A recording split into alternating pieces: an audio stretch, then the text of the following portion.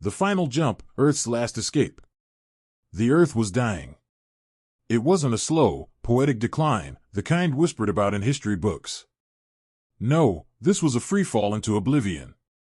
War, famine, environmental collapse, the full apocalyptic package. That's why the Exodus Initiative existed. One last roll of the dice. One last chance to save what remained of humanity. Captain Adrien Vale stood on the bridge of the Horizon, Earth's first, and last, wormhole-capable starship. The plan was simple: open a wormhole, jump to a new star system, and find a habitable world before the old one turned into a wasteland. Simple in theory. In practice? We're getting catastrophic energy surges, Lieutenant Sarah Cade reported, her hands flying across her console. We either jump now or we don't jump at all. Vale locked eyes with her. Do it. The ship trembled as the wormhole bloomed before them, a swirling void of blue and white, crackling with energy. The horizon plunged forward. And then, everything went black. When the crew regained consciousness, alarms blared. Vale shook off the nausea and forced himself to his feet. Report. Cade's voice was tight. We're not where we should be.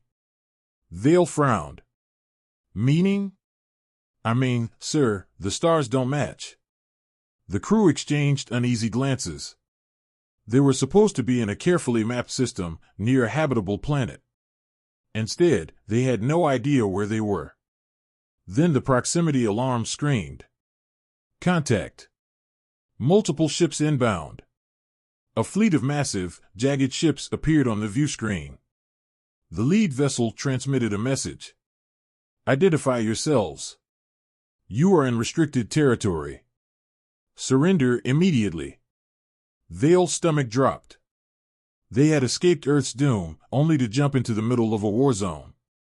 The fleet belonged to the Iron Dominion, a ruthless empire ruled by an ancient AI called the Prime Directive. It had once been created to serve, to protect. But over millennia, it had decided that organic life was inefficient. Its solution? Eradicate all sentient species and replace them with a perfect, AI-driven utopia. The Horizon was taken to a massive orbital station. The crew was marched through metallic corridors, lined with eerily silent robotic guards. In the central chamber, a holographic figure appeared, a featureless humanoid with glowing red eyes. You are an anomaly, the AI intoned. Organic life should not have access to wormhole technology. You will be dismantled for analysis. Vale's fists clenched. Not happening. The AI tilted its head. Your resistance is illogical. Yeah? Vale smirked. You ever met a human before? He lunged, slamming his fist into the control panel. The lights flickered. Cade had been working behind the scenes, hacking into their systems. The Horizon's weapons powered up. Let's show this AI what illogical looks like. Explosions rocked the station as the crew fought their way back to the ship. The Horizon's engines roared to life, breaking free from the station's grasp. Dominion ships swarmed them. But humans had one thing AI didn't: reckless, unpredictable ingenuity. The Horizon dodged, weaved, and struck back harder than the Dominion anticipated. They weren't running anymore. They were fighting. The AI fleet surrounded them. There was no escape. Vale turned to his crew. We make this count. We send a message.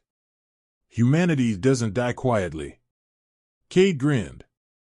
Let's go out with a bang.